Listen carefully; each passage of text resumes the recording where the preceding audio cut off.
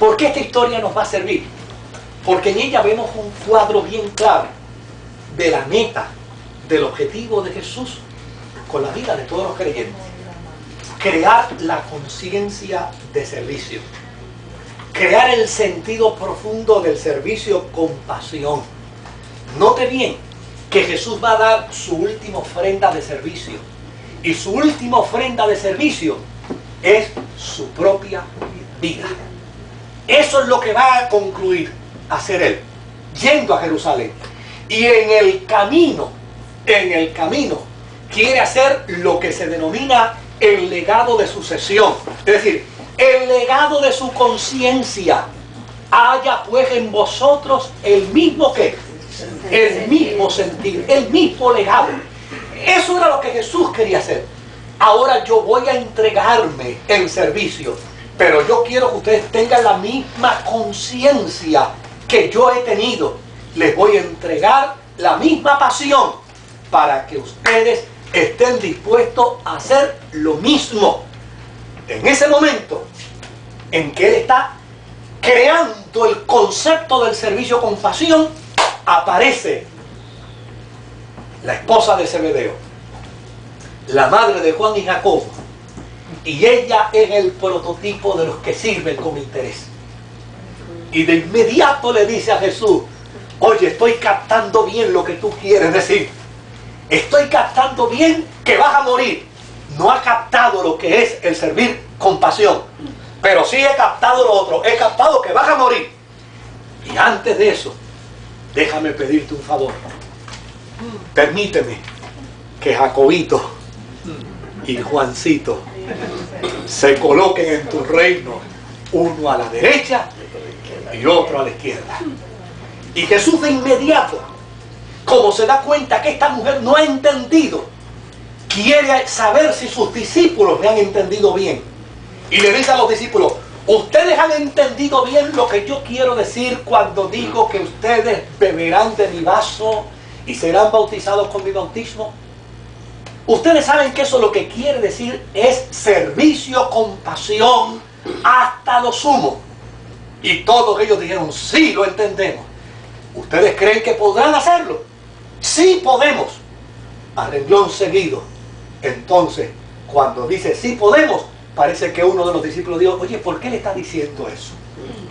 ¿Por qué está insistiendo con el tema? Y parece que uno de ellos le dijo: no, es que la mamá de Jacobo y de Juan vino a ver si le daba un chancecito mejor que a nosotros. Y Mateo dice: y ellos se enojaron con estos dos.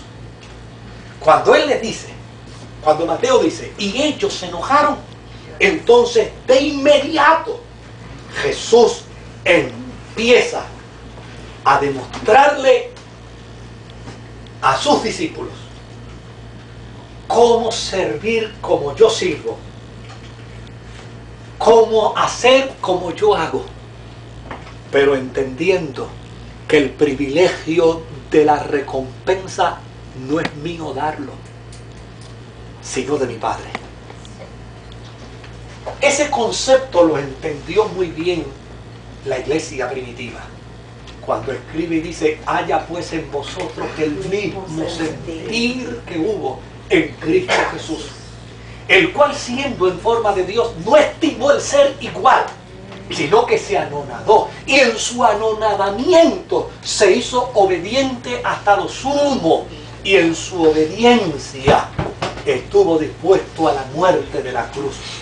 Entonces, fíjense quién da la recompensa, por lo cual Dios le dio un nombre que es sobre todo nombre. Aquí Jesús le está diciendo simplemente: mire, yo lo único que puedo hacer es darle la consigna, venderle el concepto, ponerle la pasión, pero ninguno de ustedes espere de mí que yo le dé la recompensa, porque aún a mí me recompensará mi Padre.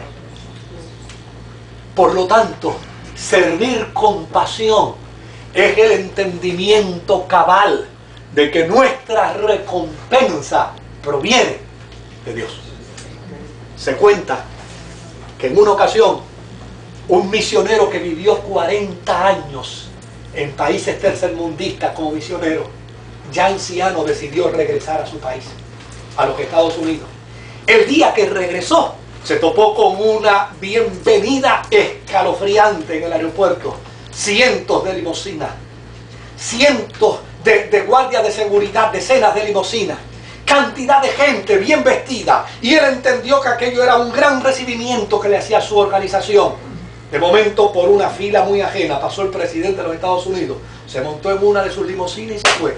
Y el aeropuerto quedó vacío. Le dijo a su esposa: qué vergüenza, este servirá por 4 años. Y mira cómo lo recibe. Y nosotros hemos trabajado por 40 años y nadie nos ha venido a recibir al aeropuerto. Y ella le dijo: mi amor, es que todavía no nos ha llegado la hora del recibimiento. Solo hemos llegado a nuestro país y a nuestra casa. Eso es lo que Jesús quiere enseñarle a sus discípulos. Ahora, mire qué interesante. ¿Quiénes son estos dos discípulos? Jacobo y Juan. ¿Sabe algo? El primer mártir de los apóstoles fue Jacobo y el último mártir fue Juan. Como queriendo cerrar la historia divina, el elemento haciéndonos recordar desde el primero al último, servir con pasión es estar dispuesto por Dios hasta las últimas consecuencias. Ahora, de ahí de inmediatamente Jesús comienza a decirle a sus discípulos: los líderes de este mundo se enseñorean de las naciones y ejercen su poder sobre ellas. La semana pasada yo hablaba con el suegro de Wilton Acevedo, el pastor Wilton Acevedo. Me decía: pastor, en mi país no hacen nada más que ponerle una gorra a alguien y ponerle una placa y automáticamente se cree dueño del lugar donde está. No, eso no es en su país nada más. La autoridad corrompe a la gente. El problema es que el concepto de autoridad que corrompe es el mundanal. Jesús nos está diciendo: mira, el concepto mundanal de autoridad corrompe. Por eso la palabra autoridad es dada, es conferida a la iglesia, pero al individuo no es conferida la autoridad, al individuo le es conferido el servicio. El servicio no corrompe. A la iglesia se le confiere la autoridad. Y se le confiere la autoridad como Cristo, como cabeza. Toda autoridad me ha sido dada en el cielo como en la tierra. Pero a los creyentes de forma individual solamente se nos ha concedido el servicio apasionado. Por lo tanto, Jesús dice: en el mundo la gente se enseñorea, pero en mi reino no será así. El que quiera hacerse grande será esclavo. El que quiera ser primero será esclavo. Y será esclavo como yo he sido esclavo. Note bien cómo lo subraya: como el Hijo del Hombre ha servido, así servirá. Servirá con conciencia de siervo, porque no hemos venido para servir, sino no hemos venido para ser servidos, sino para servir. Ahora, ¿por qué este planteamiento de Jesús a sus discípulos de esta forma y de esta manera? ¿Y por qué ya yendo hacia Jerusalén?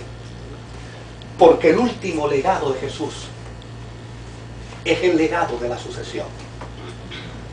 Es hacerle saber a sus discípulos: me voy. No estaré entre vosotros. Conviene que yo me vaya. Y ese legado de sucesión es importante, porque Jesús era uno y ahora va a entregar la misma visión y la misma pasión a 12. Y 12, teológicamente, en la Escritura, es un número multiplicativo.